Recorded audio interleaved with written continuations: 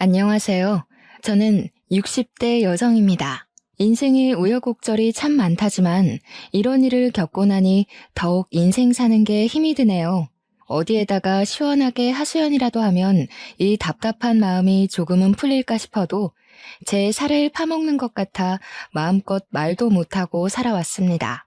하지만 더 이상 이렇게 마음에 담아두기에는 마음의 상처가 너무 깊어지는 것 같습니다. 지금 사는 곳에는 제가 아는 지인이 아무도 없어요. 그 일이 있은 직후에 저는 사는 곳을 떠나 지방으로 홀로 내려와 살고 있거든요. 그러니 더욱더 마음의 골이 심하게 파이는 것 같아 이렇게 인터넷상이라도 제 사연을 말하고 싶어서 글을 올리게 되었습니다. 저에게는 정말 복잡한 가족사가 있습니다. 처음부터 만나지 말았어야 할 인연들을 이어붙여서 이렇게 된 것은 아닌지 지금에 와서야 그때의 선택들이 후회되네요. 사실 저는 원래 남편과 사별하고 재혼을 하여 딸이 2명 있습니다. 두 남편은 모두 세상을 떠났고 딸들마저 저와 떨어져 멀리 살고 있네요. 저의 작은 딸은 제 첫사랑이었던 사람에게서 생긴 아이예요. 아이의 아빠는 대학 선배였고 대학생 시절부터 졸업 후 사회에 나와서까지 결혼을 전제로 만났던 사이였어요. 아니, 어쩌면 저만 그렇게 생각했을 수도 있었습니다. 그는 저와 비교도 되지 않는 부유한 집안의 사람이었기 때문이죠. 그는 사업을 하는 집안에서 태어나 사업을 물려받을 수 있는 재력가 집안이었지만 저는 평범한 서민 집안이었으니까요. 그 당시 저희는 대학을 졸업하고 각자 사회에 나와 일을 하고 있었습니다. 남자친구는 아버지 회사에서 일하고 있었고 저는 일반 회사에서 일하고 있었죠. 그리고 저희 둘이 오래 만났으니 자연스럽게 결혼 이야기가 나오고 있었어요. 그런데 역시 그와 수준이 맞지 않는 저의 집안이 걸림돌이 되었습니다. 그의 집안에서는 저와의 결혼을 반대하고 나섰죠.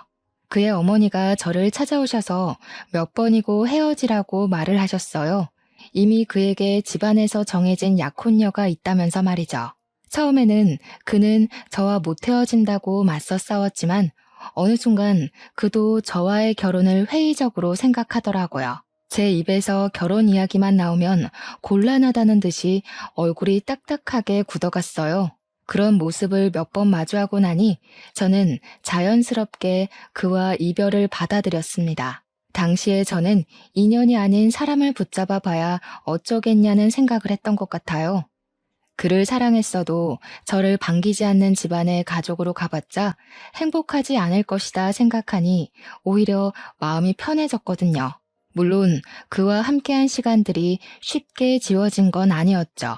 우리는 5년이 가까운 시간을 공유했었으니까요. 조금씩 그를 잊어가겠거니 하는 와중에 제가 그의 아이를 가졌다는 것을 알게 되었습니다. 정말 그때는 하늘이 얄밉더라고요. 왜 이럴 때 아이를 주셨는지 말이죠. 처음에는 그에게 이 사실을 알려야 하나 고민을 많이 했었습니다. 그래도 제 배에 있는 아이의 아빠였으니까요. 하지만 그는 집안에서 정해준 약혼녀와 결혼 준비를 하고 있다는 걸 듣게 되었습니다. 이미 예식장까지 예약했다는 말에 도저히 그를 찾아갈 수 없었어요. 헤어진 지 얼마나 됐다고 그렇게 빨리 결혼을 준비하는 건지 이미 그에게는 저는 과거의 사람이 된 것 같았죠. 하지만 저희는 이미 헤어진 뒤였고 그와 제가 인연이 아니라고 생각하니 그에게 아이를 가졌다고 말을 쉽게 꺼내지 못하겠더라고요. 그렇게 저는 혼자서 산부인과에 내원을 하게 되었습니다. 병원에서는 아이가 잘 자라고 있다고 심장 소리를 들려주는데 다른 산모들은 남편의 손을 잡고 같이 듣는 모습이 저를 서럽게 했습니다. 어쩌다가 이렇게 되었나 하는 원망도 들었죠.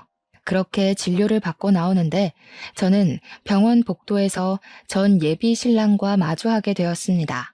다른 여자의 손을 꽉 잡고 서 있는 모습에 순간 온몸이 얼어붙어 버렸죠. 전 예비 신랑은 저를 보고 얼굴이 새파랗게 질려 있었다가 앞에 서 있는 저를 보면서 먼저 입을 열었습니다. 정희야, 잘 지냈어? 여기는 무슨 일로 온 거야? 얼굴이 많이 상했네. 밥 꼬박꼬박 챙겨 먹어야지. 그러다가 몸 상해.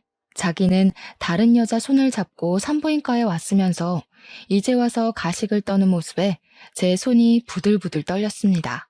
저는 전 예비 신랑을 노려보다 약혼녀의 볼록 튀어나온 배에 시선이 향했습니다.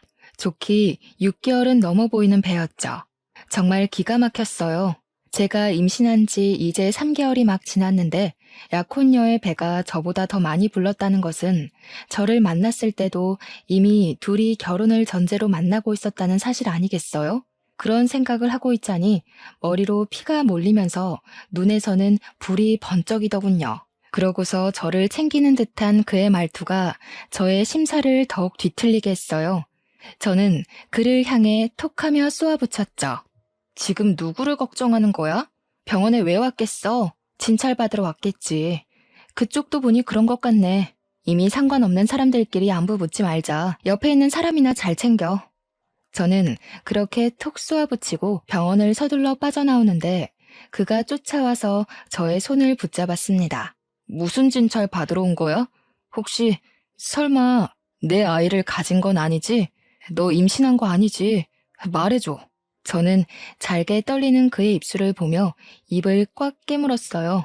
어쩜 저렇게 뻔뻔하게 자기 애를 가졌을까봐 걱정하는지. 제가 본인 애를 가졌다고 하면 그의 표정이 어떻게 달라지나 궁금하기까지 하더군요. 그동안 정말 이런 남자를 사랑했었나 싶었습니다. 제가 아는 그의 모습은 다 거짓처럼 느껴졌어요. 왜? 임신이라도 했으면 어쩌려고? 나한테 돌아오려고? 아니면 아이라도 지우라고 돈이라도 찔러주게? 그럼 아주 많이 줘야 할 거야. 내가 돈이 아주 많이 필요할 것 같거든. 앞으로 2명의 몫을 해야 하니까. 그러자 그의 낯빛이 샛노랗게 변했습니다.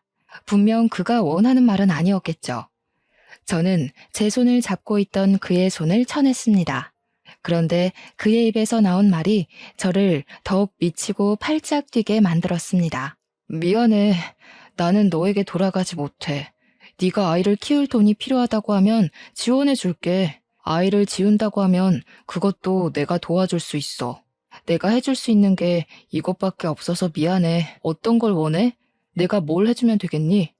그의 말에 정말 울컥이며 눈물이 차오르는 걸 저는 꾹꾹 눌렀습니다. 뭐? 진짜 미안해?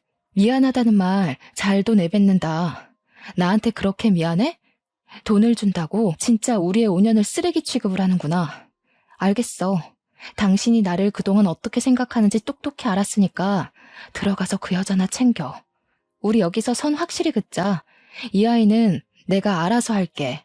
낳아서 키우든지 말든지 알아서 한다고. 그러니까 우리는 이제 서로 상관없는 사람들인 거야. 혹시라도 서로 안부를 듣더라도 우연히 누가 하나가 죽었다 해도 그냥 모른 척하며 살자. 난 이제 너랑 할 말 없어. 저는 그 자리를 서둘러 떠났습니다. 그러자 눈물이 밀려오더라고요. 이미 정리된 감정이라고 생각했는데 그렇게 그의 입으로 그런 말을 들으니 다시 심장을 후벼 파는 게 너무 아파졌습니다. 집으로 돌아와서는 이제 뱃속의 아이를 어떻게 해야 하는지 걱정했습니다. 아이를 홀로 키울 자신이 안 섰거든요. 아버지 없는 아이라고 손가락질 받으며 클 아이도 미혼모로 살아갈 제 자신도 어느 것 하나 감당할 자신이 없었습니다. 그렇다고 아이를 쉽게 지우겠다는 선택도 할 수 없었죠.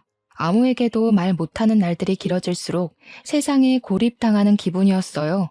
깊은 바닷속으로 가라앉는 것 같았습니다. 그때 평소에 친하게 지내던 선배가 저를 찾아왔어요. 그 선배는 아이 아빠와도 친한 친구였죠. 정희야, 어떻게 된 거야? 경수가 다른 사람이랑 결혼한다고 청첩장을 보내서 바로 연락했더니 통화가 안 돼서 왔어. 너희 둘한테 무슨 일이라도 있었던 거야? 경수가 왜 네가 아니라 다른 사람하고 결혼하는 거냐고. 저는 선배에게 고개를 푹 숙인 채 묵묵부답으로 일관했어요. 도저히 말이 안 나오더라고요. 저도 이해를 못하겠는 상황을 선배에게 뭐라고 설명해야 할지 감도 안 섰습니다. 하지만 우리의 연애를 처음부터 지켜봐왔던 선배에게 우리의 끝을 알려주는 게 예의 같았어요. 선배, 어쩌다 보니 그렇게 되었어요. 그 여자는 집안에서 엮어준 약혼녀래요. 뭐 선배도 알다시피 저랑 경수 오빠 집안 차이가 너무 많이 났잖아요. 어차피 이어지기 어려운 사람들이었어요. 그래서 헤어졌다는 말이야? 그래도 둘이 만난 시간이 있는데 이건 너무 갑작스럽다. 그래서 얼굴이 그렇게 상한 거야? 너는 경수가 다른 사람하고 결혼해도 괜찮아? 너 경수 많이 좋아했잖아. 인연이 아닌 사람을 붙잡아봐야 뭐 하겠어요. 저는 이미 마음 정리했어요. 차라리 헤어지니 마음도 편하고 좋네요. 내 사람도 아닌 사람, 이제 그만 보내줘야죠. 그때 선배가 제 손을 꽉 잡았습니다. 정말? 경수랑 깨끗이 헤어진 거 맞는 거지? 이제 둘은 아무 상관없는 사이 맞는 거지? 저는 그런 선배를 보며 의아한 표정을 지은 채로 고개를 끄덕였습니다. 그럼 나랑 만나자. 나 너 정말 좋아해. 사실 경수보다 내가 먼저 너를 좋아했어. 경수가 먼저 너한테 고백하는 바람에 이제까지 내 마음 숨겨온 거야. 정이야, 나랑 만나자. 저는 갑작스러운 선배의 고백에 선배에게서 손을 빼냈습니다. 저는 이미 그의 아이까지 가지고 있는데 어떻게 선배를 만날 수가 있겠어요. 그래서 거절을 했습니다. 죄송해요. 저 선배 마음 받아들일 수가 없어요.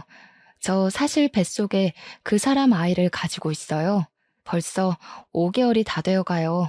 저도 아이를 어떻게 해야 할지 모르겠어요. 죄송해요. 지금으로서는 제가 선배의 마음을 받아들일 여유가 없어요.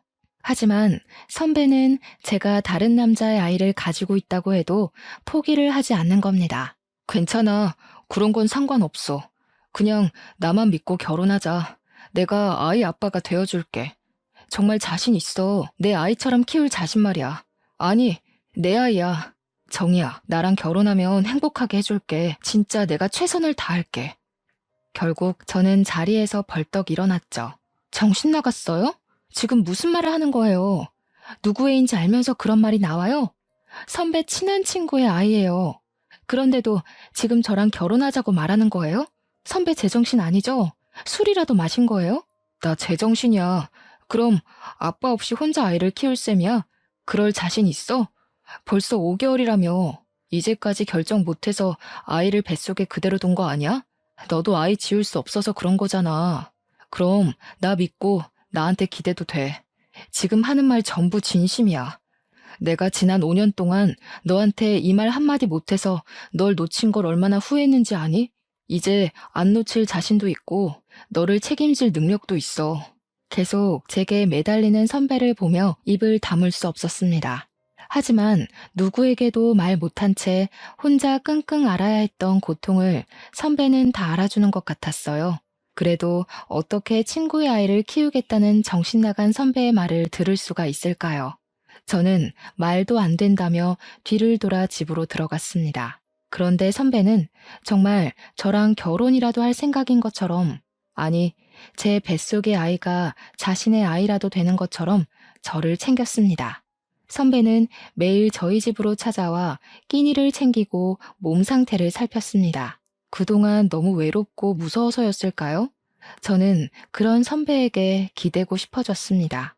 선배가 내미는 손을 잡고 싶었어요. 아무것도 없는 칠흑같이 깊은 바닷속에 빛이 나타난 것처럼 그는 빛이 났습니다. 저는 제 앞에 밥상을 차려 가져온 선배를 물끄러미 쳐다봤어요. 정말 나 끝까지 책임질 수 있어요? 길 가다가 나 안 버릴 자신 있어요? 내가 손 잡으면 끝까지 같이 갈 용기는 있는 거예요? 마음속에서 비롯된 불안과 걱정이 깔린 질문을 듣더니 선배는 제 손에 숟가락을 쥐어주다가 저를 와락 껴안았습니다. 처음부터 그럴 생각 아니었으면 말도 안 꺼냈어. 걱정하지 마. 끝까지 가자. 길 잃지 않게 내가 손 꼭 잡고 갈 테니까 나만 믿고 따라와. 선배는 말 그대로 제 손을 꽉 붙잡고 본인 집으로 가서 제가 자신의 아이를 가졌으니 결혼을 하겠다고 말을 하더군요. 당당하게 그렇게 말하는 그의 모습에 저는 정말 뱃속의 아이가 그의 아이가 된 것 같았어요. 처음 선배의 부모님은 당황하시다가 완곡한 선배의 모습에 저를 받아들이셨어요. 정말 그의 말대로 그는 제 손을 꽉 쥐고 놓지 않았습니다. 그리고 저희는 결혼하고 부부가 되었죠. 남편은 제 딸아이를 정말 자신의 친딸처럼 예뻐했어요. 딸아이를 안아들고 어떻게 당신과 이렇게 쏙 닮았는지 모르겠다고 활짝 웃는데 그런 그를 사랑하지 않을 수가 있었을까요? 이미 남편의 머릿속에는 제 딸아이는 정말 그의 아이였던 거죠. 저도 그에게 최고의 아내가 되기로 다짐했습니다. 그를 사랑하고 의지하며 저의 등대로 여기면서 그의 뒤를 따라가기로 했죠. 그 뒤로는 모든 게 완벽하고 평화로웠어요. 그냥 이대로만 살아갔으면 좋겠다고 생각했습니다. 사실 그에게 정말 그를 닮은 아들 하나를 안겨주고 싶었는데 결혼 3년이 다 되도록 우리에게 둘째는 허락이 되지 않았어요. 그러다 그와 결혼한 지 3년이 되었을 때 저에게 끔찍한 일이 생기고 말았습니다. 그는 갑자기 지방으로 출장을 가게 되었다고 하는 겁니다. 원래 자신이 가야 할 출장이 아닌데 가기로 한 사람이 모친상을 당해서 자신이 가게 되었다고 했죠. 그런데 저는 남편을 그 출장에 너무 보내기 싫었어요. 가슴속 깊이 그를 보내면 안 된다는 불안감이 엄습해 왔거든요. 남편이 가방에 짐을 싸면 제가 다시 풀고 또 풀어헤치기를 반복했어요. 왠지 가방 안에 그의 짐들을 넣으면 안 될 것 같은 겁니다. 그 출장 꼭 가야 해? 안 가면 안 돼? 여보, 왠지 나 불안해. 일도 손에 잡히지 않고 그냥 급한 일 생겼다고 안 가면 안 돼? 남편은 그렇게 불안해하는 저를 보며 꽉 끌어안고 등을 토닥였습니다. 어이구, 우리 마누라가 나랑 헤어지기 싫어해서 어쩌지? 그런데 나 말고 갈 사람이 없어. 이미 나도 다른 사람 보내면 안 되냐고 했는데 정말 나 말고 갈 사람이 없더라고. 금방 다녀오는 거니까 보고 싶어도 조금만 참아. 응? 나도 당신이랑 헤어지기 싫다. 그런 남편을 보고도 저는 불길한 느낌이 들어 얼른 그를 꽉 끌어안았어요. 정말 보내기 싫은데 너무 마음이 찝찝하고 불안해. 정말 하루면 돌아오는 거지? 금방 다녀오는 거 맞지? 남편은 미소를 지으며 금방 온다고 걱정하지 말라고 말하면서 짐을 챙겨 밖을 나섰어요. 아마 저는 그날 그가 다시 내 곁으로 돌아오지 않을 것을 이미 알고 있었는지도 몰라요. 그를 그렇게 보내지 말았어야 했다는 것이 이렇게 큰 후회로 남았으니까요. 아무튼 다음날 남편이 출장지에서 출발하기 전에 저녁은 집에서 먹을 수 있겠다고 전화를 했습니다. 여보, 일이 일찍 끝났어. 이제 출발하려고. 저녁은 집에 가서 먹을 수 있겠는데 걱정하지 말고 기다리고 있어. 금방 갈 테니까. 알겠지? 우리 딸한테도 아빠가 금방 간다고 이야기해주고 서두르지 말고 안전운전해서 와요. 또 급하게 오지 말고. 맛있는 거 해놓을게. 당신 좋아하는 갈치조림이나 할까 보다. 시장에 다녀와야겠어요. 그와 전화를 끊은 뒤 딸의 손을 잡고 시장에 가서 싱싱한 갈치를 사와 저녁을 준비했습니다. 갈치조림에 들어갈 양념을 다 하고 냄비를 가스레인지에 올려두려는데 집 전화가 요란하게 울리는 겁니다. 평소에 그 시간에는 전화가 올 곳이 없어서 의아해하며 저는 전화를 받았습니다. 여보세요? 김민재 씨 아내 되시나요? 지금 바로 병원으로 오셔야겠습니다. 10중 추돌 사고로 김민재 씨가 돌아가셨어요. 와서 본인 확인을 하셔야 할 것 같습니다. 저는 순간 손에서 수화기를 놓치고 말았습니다. 저는 경황도 없이 딸아이의 손을 잡고 허겁지겁 병원으로 달려갔죠. 병원에 도착하니 그곳은 이미 아비규환이었습니다. 여기저기 소리치는 소리와 울음소리가 뒤섞여 들렸어요. 저는 지나가는 병원 직원을 붙잡고 남편이 어디 있는지 물었습니다. 저는 직원을 따라 병원 지하에 있는 영안실로 갔습니다. 서늘한 영안실로 들어서니 그 앞에 차가운 침대에 흰 천이 덮여 있더군요. 영안실 직원이 저를 보고 눈앞에 흰 천을 걷어냈습니다. 흰 천 아래는 정말 제 남편이 누워 있었습니다. 정말 믿기지 않았어요. 아까 전만 해도 통화를 하며 걱정 말라고 했던 사람이었는데 두 눈을 꼭 감은 그에게 다가갔습니다. 저는 손을 들어 차가운 그의 얼굴을 쓰다듬고 어깨를 흔들었습니다. 여보, 나왔어. 왜 여기 있는 거야? 돌아온다고 약속했잖아. 그런데 왜 여기 있는 거야? 내 손 안 놓는다며. 당신만 따라서 오라며. 그런데 이렇게 여기 있으면 어떡해. 일어나. 눈 뜨라고. 처절하게 울부짖는 소리에도 그는 이미 차갑게 식어 눈을 뜨지 않았습니다. 저는 어이없게 남편을 떠나보내야 했어요. 한 줄기의 빛이었던 나의 전부가 그렇게 무너져 내리고 말았습니다. 다시 모든 빛이 사그라들었죠. 망망대해 속 갈 길을 잃은 저는 멍하니 남편의 영정을 바라보았습니다. 사진 속 그는 저렇게 활짝 웃는데 이제 다시는 그 모습을 볼 수 없다는 것이 너무 서러웠어요.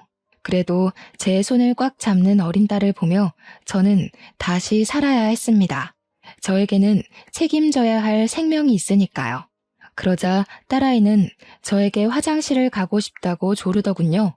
저는 눈물을 닦아내면서 아이의 손을 잡고 몸을 일으켜 복도로 나섰습니다. 화장실을 다녀오는 길에 뒤에서 정이야 부르는 소리가 들리는 겁니다. 제가 뒤를 돌아보니 저를 버리고 간 그 남자가 상복을 입고 서 있었습니다. 그도 손에 제 딸아이의 또래로 보이는 여자아이가 상복을 입고 서 있더군요.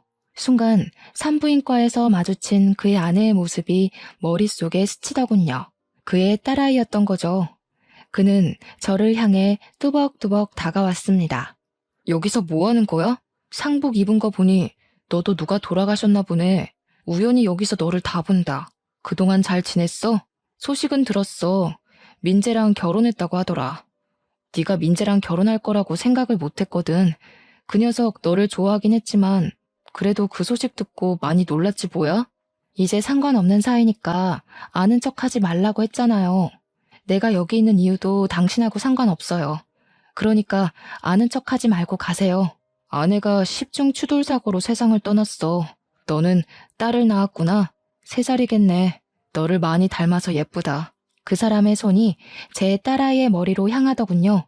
저는 그를 밀치고 제 딸아이를 뒤로 감추었습니다. 뭐 하는 짓이야? 어디다 손을 올려? 저리 안 가? 그 더러운 손으로 내 딸한테 손대지 마. 다시는 내 앞에 나타나지 말고 우리 각자 살자. 당신 아내가 죽은 거 하나도 안 궁금해. 나는 딸아이의 손을 잡고 분향소로 서둘러 들어왔습니다. 무슨 염치로 내 딸 머리에 손을 올리는 것인지 분노가 끓어오르더군요. 남편의 장례를 치르고 저는 이제 딸아이와 살 궁리를 해야 했습니다. 그런데 몇 년을 주부로 살았다고 쉽게 일자리가 구해지지 않는 겁니다. 당장 할 수 있고 아이를 돌볼 수 있는 자리를 찾다 보니 마트 점원을 뽑는 공고를 통해 마트에서 파트타임으로 일을 하게 되었습니다.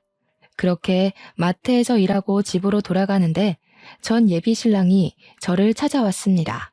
제가 다시는 얼굴 마주보고 살지 말자고 그렇게 소리를 치며 악을 썼는데 말이죠.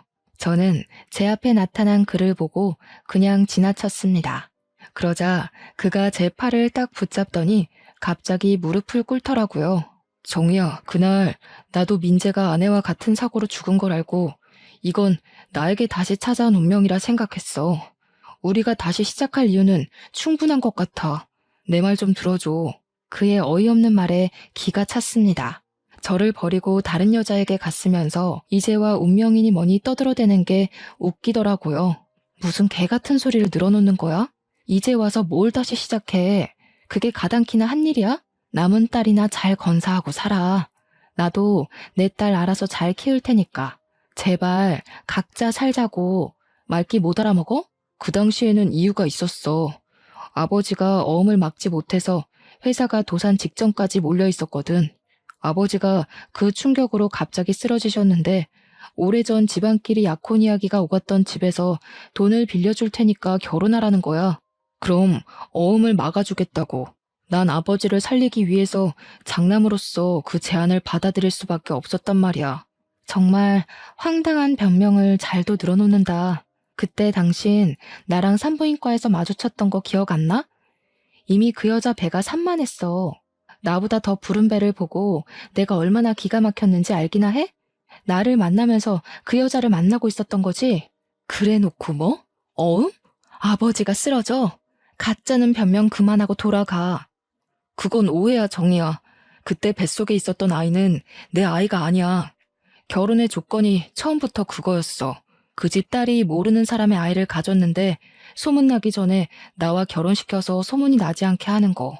그 대가로 그 집에서 우리 회사 어음을 다 막아준 거야. 제발 나 용서해주면 안 될까? 우리 다시 시작하자. 저는 헛웃음을 터뜨렸죠. 제 앞에 무릎을 꿇은 그를 보며 이를 갈았습니다. 그는 집안을 위해 나를 버렸으니까요. 아, 그러셔? 그럼 잘 됐네. 어차피 겨우 그런 조건으로 나도 버리고 내 딸도 버린 거니까. 남의 인생 갈아먹으면서 지켜낸 건데 앞으로 쭉 그렇게 살아. 난 아직도 그 산부인과에서 당신이 한 이야기가 머릿속에 생생하게 남아서 말이지. 그리고 그때 난 분명히 당신에게 말했던 것 같은데 우리 둘 중 누구 하나가 죽었다는 이야기가 들려도 상관하지 말자고. 이제 찾아오지 마.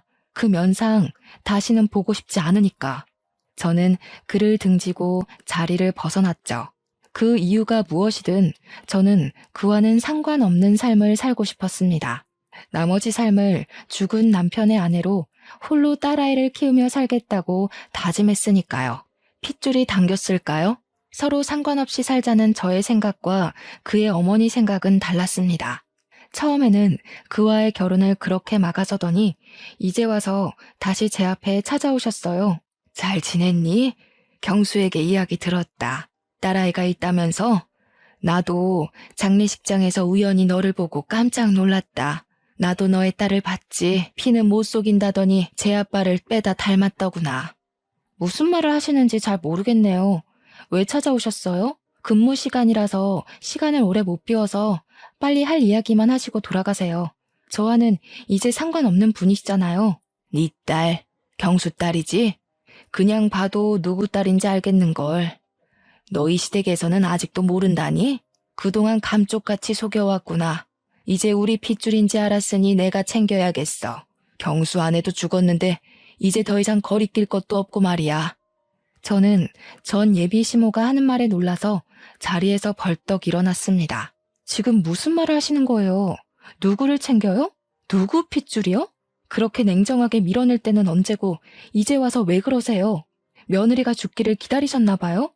그의 어머니는 두 눈을 날카롭게 뜨더니 제 앞으로 노란 서류 봉투 2개를 내밀더군요. 저는 의심쩍은 얼굴로 봉투를 열어보았습니다. 하나는 어떻게 딸아이의 유전자를 구했는지 그 사람과 딸아이의 유전자 검사지와 다른 하나는 친자 소송 봉투였어요. 제가 그것을 들고 그대로 굳어있자 그의 어머니가 입을 여셨죠. 이미 내 딸과 경수의 친자 확인은 끝냈고 우리는 소송 준비도 끝냈다. 딸아이를 우리에게 뺏기기 싫으면 경수랑 결혼해라. 어차피 아이의 친아빠 아니니? 아이 생각해서 결혼해. 소송한다고 해도 네 형편에 우리를 이길 변호사도 제대로 못 구하잖니? 이대로 아이만 뺏길 거니? 이미 그의 어머니는 저를 협박하려고 작정하고 오신 거였습니다. 정말 대단하시네요. 역시 부잣집 사모님은 다르긴 다른가 봐요. 이렇게 철저하게 준비까지 해서 오셨어요. 이미 저한테 선택권은 없다는 거네요. 그전에는 내가 미안하게 됐다. 그때는 상황이 좋지 못했다. 이제라도 다 제자리로 돌아오는 거니 너도 좋게 생각해라. 경수가 너 아니면 안 된다고 하고 나도 내 손녀 보면서 살고 싶다. 정말 그 작자나 어머니나 뻔뻔한 건 유전이네요. 지우라고 돈 준다고 할 때는 언제고 제가 이제 와서 댁 아들이랑 살고 싶겠어요? 빼앗기기 싫으면 결혼을 하라고요? 참나, 어떻게 다 제자리로 돌아가는 거라고 말을 하실 수 있어요? 제 머리로는 이해가 되지 않네요. 저는 딸아이를 뺏기지 않기 위해 그 사람과 결혼을 해야 했어요. 제가 계속 결혼을 거부하면 그 사람은 정말 소송을 해서라도 딸아이를 데려갈 사람들이었으니까요. 결국 저는 그와 결혼을 하고 말았습니다. 이렇게 강제로 이어붙인 결혼 생활이 좋을 리가 없었죠. 이미 저는 그에 대한 애정이 차갑게 식어버렸고 남은 건 분노밖에 없었습니다. 그는 그래도 저에게 잘 보이려고 노력을 하더라고요. 하지만 저는 철저히 그를 제 울타리 밖으로 밀어냈어요. 그가 제 옆에 다가오면 저는 제 딸아이를 안고 방 안으로 들어가 버렸죠. 그런데 약혼녀가 낳은 그 어린 딸이 제 입안에 사탕처럼 구는 겁니다. 그 어린아이가 얼마나 눈치를 보고 살았는지 제 표정 하나에도 눈치를 살피는 게 보이는 겁니다. 아이가 무슨 죄가 있겠어요? 저는 그 아이를 꽉 끌어안아 주었더니 그 아이 입에서 엄마가 와서 너무 좋다고 하는 겁니다. 저는 그의 딸을 저의 큰딸로 받아들였습니다. 아이는 죄가 없으니까 말이죠. 나중에 그에게 넌지시 들은 말로는 큰딸의 친엄마는 아이에게 애정이 하나도 없었다고 합니다. 아이는 거의 그가 돌보고 친엄마는 다른 남자랑 놀기 바빴다고 하네요. 그날의 사고도 다른 남자와 여행을 다녀오다가 사고가 나서 세상을 떠났다고 하더군요. 가여운 이야기를 들어서인지 제 입에 사탕처럼 굴어서인지 저는 제 딸보다 큰 딸을 더 끼고 살았던 것 같아요. 제 남편이 된 그 사람도 두 아이에게 차별 없이 잘하려고 노력을 하더라고요. 그런 모습을 보는데 그의 인생도 참 기구하다고 생각이 들었습니다. 그렇게 생각을 하니 마음속에 분노가 사그라들었습니다. 분노가 사라지니 저도 그를 점점 남편으로 받아들였습니다. 다시 한번 그를 사랑하려고 노력하고 그의 여자가 되기로 했던 것 같아요. 그를 다시 사랑하려고 노력하니 그가 예전의 그로 보이더군요. 제가 열렬히 사랑했던 첫사랑의 감정으로요. 어쩌면 그는 변한 게 아니라 상황이 그렇게 흘러갔었던 건 아닌지 생각이 들었습니다. 그도 그때는 가족을 지키는 최선의 선택을 했어야 하니까요. 길게 돌아왔지만 다 제자리를 찾았다며 환하게 웃는 그의 모습에 저는 아무 말도 못했습니다. 그 순간에도 저는 마음 한구석을 지금의 남편에게 내어주었습니다. 이렇게 행복을 찾아가도 되는 건지 하늘로 떠난 전 남편에게 미안해졌습니다. 그렇게 제 마음속에는 두 남자가 공존한 채로 세월은 흘러갔습니다. 두 딸은 다행히 무럭무럭 잘 자라고 공부도 꽤 잘해서 우리의 자랑거리였어요. 그렇게 둘 다 대학에 가고 성장하자 제 역할을 어느 정도 한 것 같아서 안심되었습니다. 부모 역할을 참 잘해낸 것 같았죠. 그런데 아이들이 느끼기에는 부모의 역할이 부족했던 걸까요? 큰아이에게 문제가 조금씩 생기고 있다는 걸 저희는 알아차리지 못했습니다. 큰딸은 미술을 전공했기에 대학에 들어가자 유학을 보내려고 했는데 큰딸이 유학을 가기 싫다고 우는 겁니다. 왜 안 가겠다고 하는 거야? 국내에서 그림을 배우는 것보다 유럽에 가서 공부하는 게 네 커리어가 쌓이는데 더 도움이 된다니까? 지금 다녀와야 해. 너무 늦으면 시간이 아깝잖아. 엄마랑 같이 가면 안 돼? 혼자는 무섭단 말이야. 엄마, 나랑 같이 가자. 응? 같이 가면 안 돼? 혼자는 싫어. 엄마랑 안 가면 나도 안 갈 거야. 엄마는 여기에 있어야지. 동생도 아직 여기에 있고 아빠도 챙겨줘야 하잖아. 먼저 가 있어. 엄마가 자주 가서 너 챙겨줄게. 평생 있는 것도 아니고 몇 년만 있는 거잖아. 그러자 큰딸은 얼굴색이 갑자기 새빨개지더니 입을 꽉 닫아버렸습니다. 그 뒤로 말도 거의 안 하고 지내는 겁니다. 저는 딸아이가 걱정되어 무슨 일이냐 물어봐도 아이는 제가 자신을 사랑하지 않아서 그런다고 말을 하는 겁니다. 큰 딸아이에게 내가 너를 얼마나 사랑하는데 그런 이야기를 하느냐고 해도 아이는 더욱 말을 하지 않았어요. 그러는 사이에도 큰 딸아이의 출국 일자는 점점 다가오고 있었습니다. 그렇게 출국일이 한 달도 남지 않았을 때 저의 세상은 다시 한번 부서져 버리는 일이 일어나게 되었어요. 그날을 어떻게 설명을 해야 하는지 지금 다시 생각해도 끔찍한 그 사건을 다시 떠올리려니 손과 심장이 떨려옵니다. 그날은 휴일이었어요. 가족들이 한자리에 밥을 먹고 있어도 큰 딸아이는 말없이 밥만 먹고 가장 먼저 자리에서 일어나더군요. 저는 큰 딸아이에게 간식을 가져다 주고 다시 마음 풀라고 말을 하는데도 이불을 뒤집어 쓰고 일어나지 않았습니다. 답답한 마음에 속이 타들어갔습니다. 작은 딸아이는 공부할 때 단 것을 찾는 습관이 있었는데 그날도 초콜릿이 있냐고 물어보는 겁니다. 저는 단 것을 좋아하는 남편과 딸아이를 위해서 초콜릿을 가득 사다 놓고 내서 초콜릿 상자를 꺼내 작은 딸에게 가져다 주었습니다. 그런데 잠시 후 작은 딸이 초콜릿 상자를 저에게 다시 가져다 주는 겁니다. 초콜릿에 알코올이 들어가서 공부하면서 먹기 그렇다고 하더군요. 그러면서 다른 초콜릿을 가지고 방으로 들어갔는데 저는 포장이 뜯긴 채 하나도 손대지 않은 초콜릿 상자를 보았습니다. 정말 작은 딸 말대로 알코올이 포함되어 있는 겁니다. 저는 어쩔 수 없이 뜯긴 초콜릿을 남편에게 건네주었죠. 이거 당신이 먹어야겠는데? 알코올 들어있어서 공부하며 먹기 그렇다고 하네. 당신이라도 먹어야겠어. 이미 뜯겨 있어서 다시 넣어놓기도 그래. 남편은 알겠다고 하면서 초콜릿 상자를 테이블에 올려두고 한 개를 꺼내 먹더라고요. 제가 뒤돌아서는데 갑자기 남편이 목을 부여잡고 그대로 바닥으로 꼬꾸라지는 겁니다. 저는 놀라서 남편을 붙잡았는데 그의 입에서는 하얀 거품이 흘러나왔습니다. 그리고 그대로 정신을 잃고 쓰러졌어요. 아무리 남편을 흔들어봐도 일어나지 않는 겁니다. 이미 그의 동공에는 초점이 없었어요. 저는 급하게 119에 전화를 했습니다. 신고를 받고 도착한 119 구조대원이 거실로 들어와서 남편을 살펴보더니 갑자기 112로 신고를 하더군요. 그런데 통화하는 내용이 섬뜩했습니다. 네, 거기 경찰서죠. 여기 지금 환자가 쓰러졌는데 아무래도 독극물을 섭취한 것 같습니다. 이미 환자는 사망 상태인데 아무래도 스스로 먹은 것 같지는 않아요. 빨리 오셔야 할 것 같습니다. 스스로 먹지 않았다는 말은 살인사건이라는 말이 아니겠어요? 저는 떨리는 손을 부여잡고 딸들도 놀라서 거실에 서 있는데 경찰들이 와서 남편을 살펴보더니 저를 범인으로 지목하고 구속했습니다. 저는 어이없는 상황이 아니라고 항변을 했지만 정황상 제가 범인이라고 하더군요. 제가 남편에게 초콜릿 상자를 건넸으니까요. 그렇게 저는 구속되어 경찰서로 가게 되었습니다. 경찰은 남편이 초콜릿 속에 들어있는 청산가리를 먹었다고 했습니다. 그리고 그 상자에 저와 남편의 지문, 그리고 작은 딸의 지문이 찍혀 있는데 정황상 독을 넣을 수 있는 사람이 저라는 겁니다.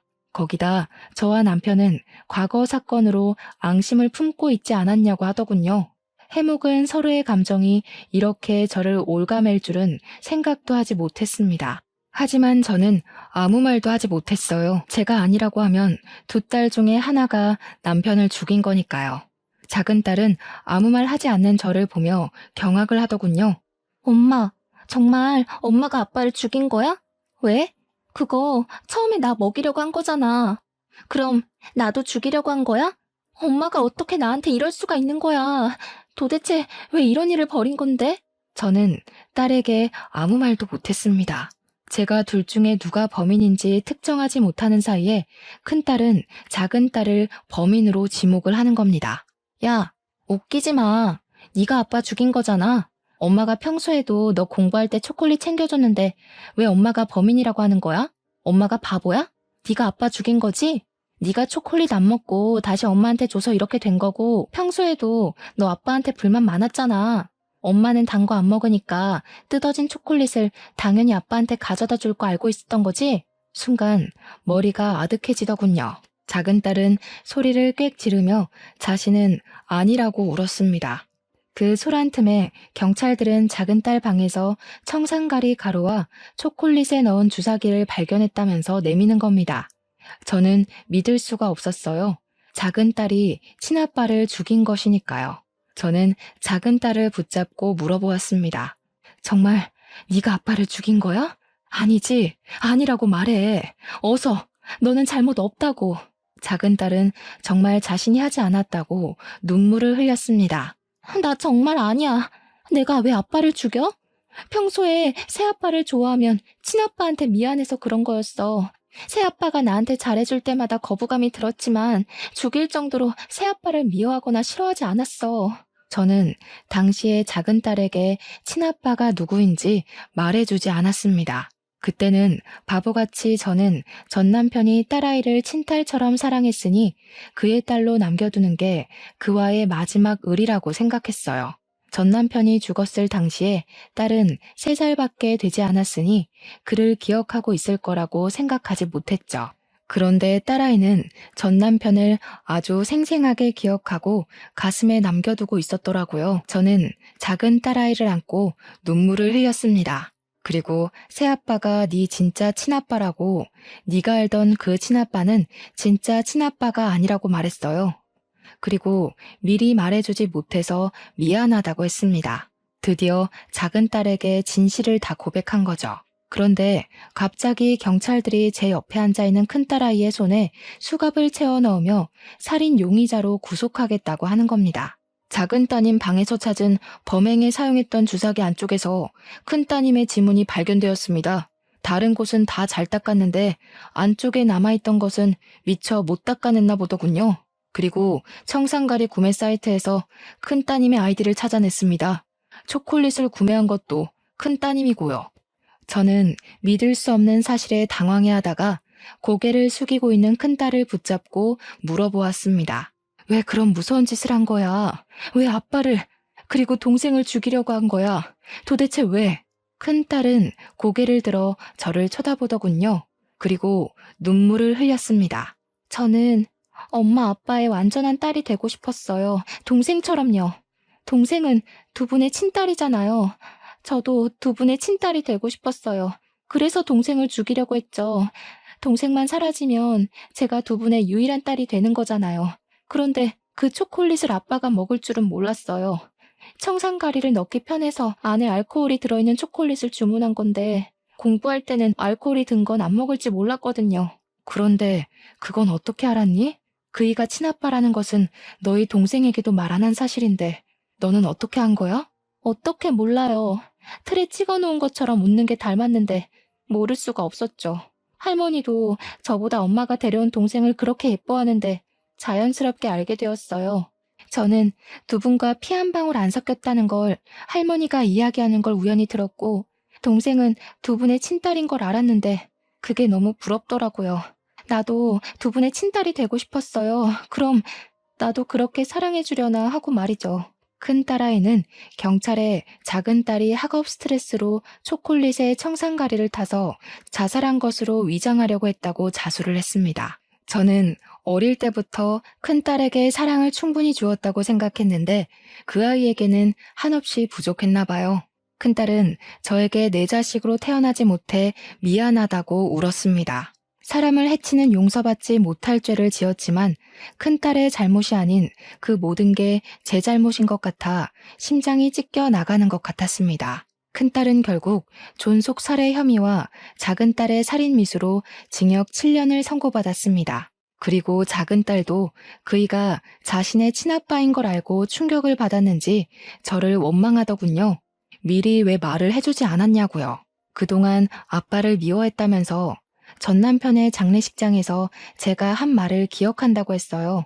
새아빠에게 화내며 더럽다고 말한 게 혹시 자기 아빠의 죽음과 관련 있는 건 아닌지 의심하고 미워했다고 하네요. 왜 자신을 이렇게 나쁜 딸로 만드냐면서 원망을 쏟아내고는 저를 남겨두고 외국으로 떠나버렸어요. 드문드문 저에게 잘 지낸다고 연락은 오지만 언제 돌아오겠다는 말은 하지 않더군요. 언젠가 마음이 진정되면 저에게 돌아오겠죠.